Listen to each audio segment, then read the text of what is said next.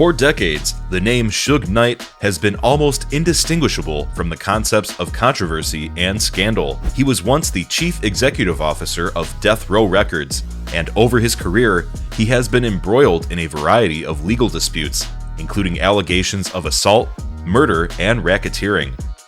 Many people find him fascinating due to the larger-than-life persona he has created for himself, as well as the alleged connections he has to the criminal underworld. Nonetheless, despite his celebrity, very little is known about Suge Knight, and his story continues to be cloaked in secrecy.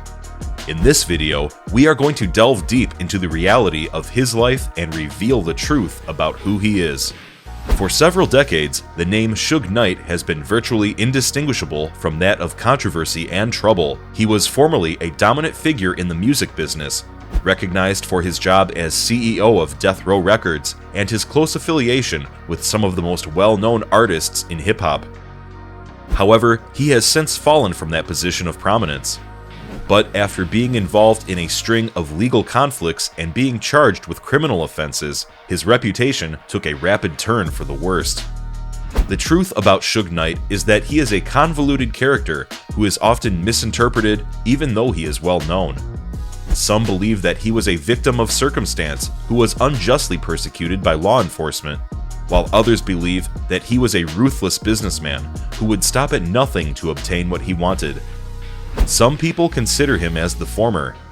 It is indisputable that Suge Knight has made a major contribution to the music business as well as popular culture in general, and this assertion is not dependent on the viewpoints of any one individual. Throughout his early days in the entertainment business, Suge Knight has maintained a reputation as a divisive personality. His notoriety stems not only from his participation in the rap music industry, but also from his infamous credibility for engaging in violent and illegal activities. But there is a great deal more to Suge Knight than first seems to be the case. The truth about Suge Knight is that he has had a terrible background, but he has also made substantial contributions to the music business. While he has had a troubled past, he has made significant contributions to the music industry. He established Death Row Records, which was instrumental in the beginning stages of several famous musicians' careers, including that of Dr. Dre, Snoop Dogg, and Tupac Shakur, amongst others. Despite all of these accomplishments, Knight has been involved in a significant number of legal disputes during his career, and he has been found guilty of many felonies. Some people get the impression that Suge Knight is a malicious person, while others perceive him as a complicated guy who has struggled through a lot of difficulties throughout his life. When it comes to Suge Knight, it is essential to have an understanding of all sides of the tale, just as it is necessary to acknowledge that there is sometimes more than one truth to any given circumstance. Now that we have examined the truth of Suge Knight's life and the facts about his background, it is time to discuss the reality of what is occurring with him now. After running over and murdering Terry Carter in 2015, Suge Knight is now serving a manslaughter sentence that carries a maximum penalty of 28 years in prison. Since that time, he has spent his time waging legal fights in and out of several courtrooms. In addition to serving time in jail, Knight has been coping with several health-related concerns. In 2017, he had diabetic issues that led to a fall in court, and he was taken there immediately thereafter. Also, he has filed complaints about the substandard medical care he received while incarcerated, which has resulted in additional legal action.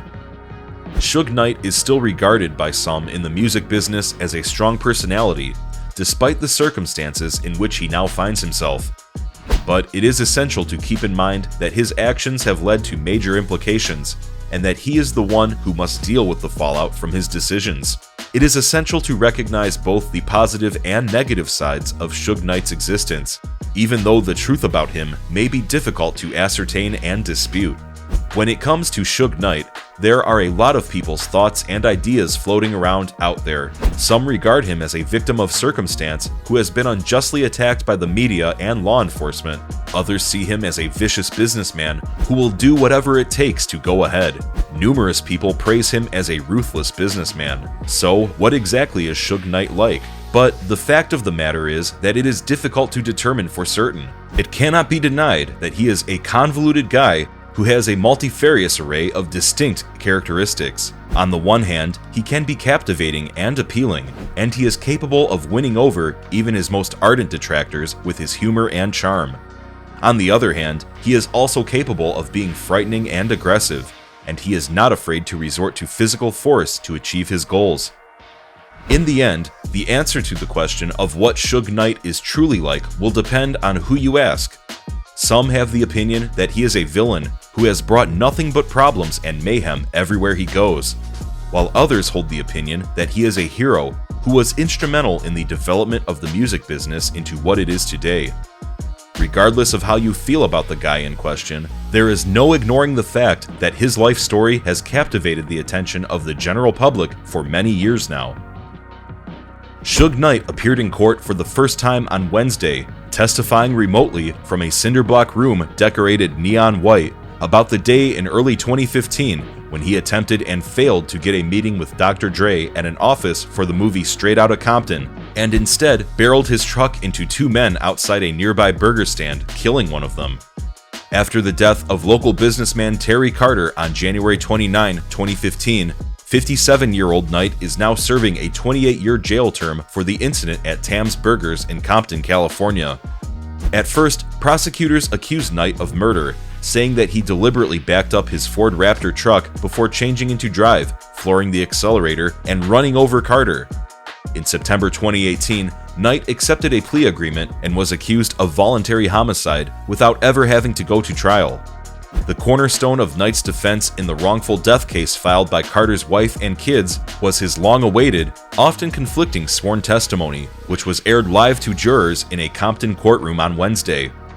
While testifying under oath, Knight claimed that he had practically stumbled upon the Straight Outta Compton production base camp that day and wasn't seeking a confrontation with Dre, despite the fact that police had told him that Dre had hired the man who had shot him 7 times at Chris Brown's pre-VMA party 6 months earlier in the summer of 2014. If questioned about the alleged murder-for-hire agreement, Knight said, "I was informed about it," during his testimony on Wednesday.